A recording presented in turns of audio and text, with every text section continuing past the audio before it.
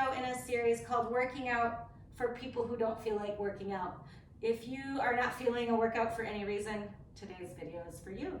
So we're gonna need a tool. You can either grab a long belt, like one from a robe, or a long scarf, or if you have it, a long sleeve t-shirt, and you can just kind of wrap the body of that around a few times so that you can have one long piece of fabric. So from here, grabbing nice and wide, I want you to reach up and back only as far as your range of motion and your shoulder allows. And if this is really difficult, try getting a wider grip before you give up on it. If you want, you can do this without the shirt, but it can feel real nice to do it with the shirt and the shoulders. And as you can see, my shirt's unraveling. We're gonna get through it together. Go ahead and do this one more time, all the way to the front. So we're gonna come back to that open position, and if that was pretty uncomfortable for you, you can just do this without it, just reaching your hands back. But we're gonna come back to opening up the chest, and we're doing this because so often we're kind of hunching forward, so this is an opportunity to really actively open up the chest as we do other movements. So maybe just gently pull on the sleeves, not much, not a ton, just a bit. And we're gonna shift our weight to one side, lift your knee up any amount, shift your weight to the other side, and lift the leg. So really see if you can stand nice and tall on that stabilizing leg as you lift the knee up to the chest. And then bring your knee as high as you can without compromising what's going on in your spine. So you don't want to be hunchy bunchy here. You want to keep your spine nice and long. So lift. You might even add a little extension, not necessary, but it's just a nice little option. Keeping this openness in the chest, check in there. Make sure you're pulling your shoulders down to your hips. And you can just keep the knee up or add that little kind of mini kick. Let's do one more each side. And go ahead and release. Let's bring our shirt in front, and you can grab a little bit more narrow. You might even decide to wrap this around your hands a few times, but you're gonna gently pull your shirt apart, really gently, with a little bit of external rotation of the shoulder. So gently rotate out, so your thumbs are kind of pointing towards one another, and a gentle pull. And what we're gonna do is we're just gonna lift this up and lower, and we're gonna add a little squat. So hinging at the hips first, then the knees, pull your belly in, lift up, and bring things back down. Or up, I guess. You're bringing your arms down, and the rest of your body up, a little counterbalance. So again, this gentle pulling out just is activating in the shoulders, giving us a little bonus work in the upper body. The belly button is pulling into the spine. Go ahead and just do a couple more here. Nice small range of motion at this point. Last one. And release. We're gonna take our shirt and bring it up overhead and step your feet wide. So you're in a big star position. And you're just gonna bend at the knee. Keep the hips pulling forward. So if you're familiar with it, this is a plie. If you're not familiar with plies, what I want you to think of is the hips push forward the whole time to keep everything in alignment. So we're not hinging at the hips here. We're keeping the spine nice and long, tailbone to crown of the head, all nice and long in a big long line. Again, we're just gently pulling apart this shirt with our hands, very gently. So let's go ahead and do one more of these. And again, this might be small, especially if this is a new range of motion, and that's okay. Bring everything forward, and by everything I mean your shirt, and bring it back up. Let's do that one more time. Maybe drop a little lower in the hips and up. You can do it, breathe through it one more time, lower down, and bring this up. Go ahead and let go of your shirt. You can certainly use it if you want, but we're gonna move on to a little bit different range of motion. So we're going to have a chance to work our hip flexor and stretch it out. These get super tight when we sit, and they get super weak because of that. So go ahead and step back with your right leg, and you just want to step back as long as you can kind of feel stable in this position. So I don't want you to worry about knees over toes or any of that at this point. I want you to think of standing nice and tall, and you're going to shift your weight into your front leg, bring your knee up, and then set it back.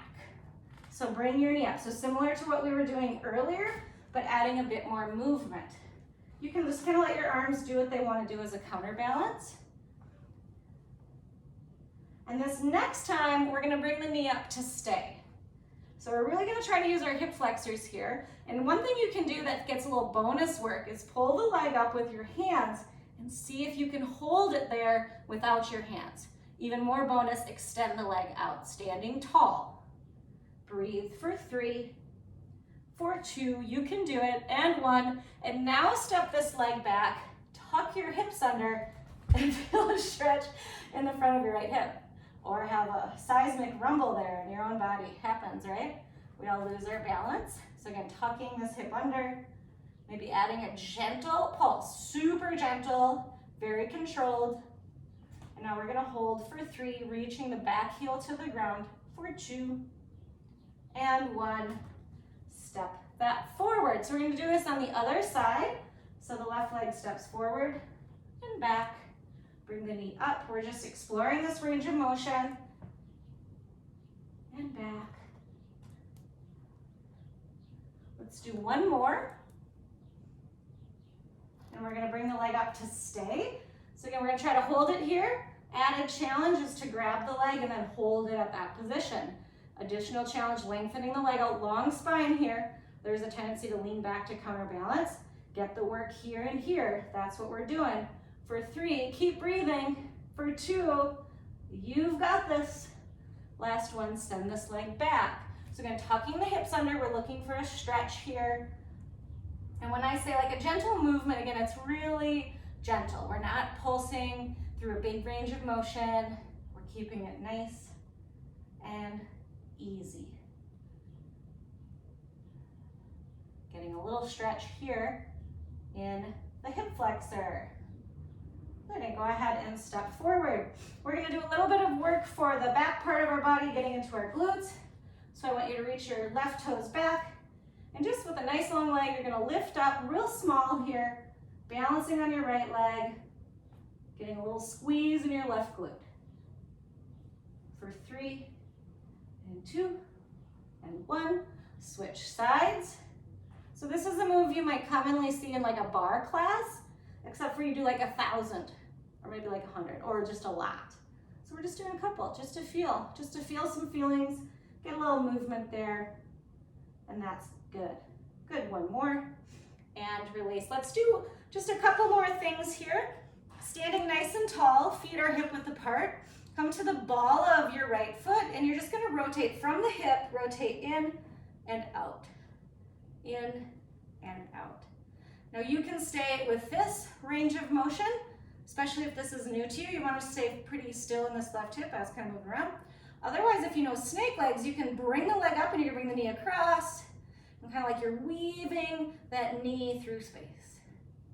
You can feel kind of good in the hip, little snake legs.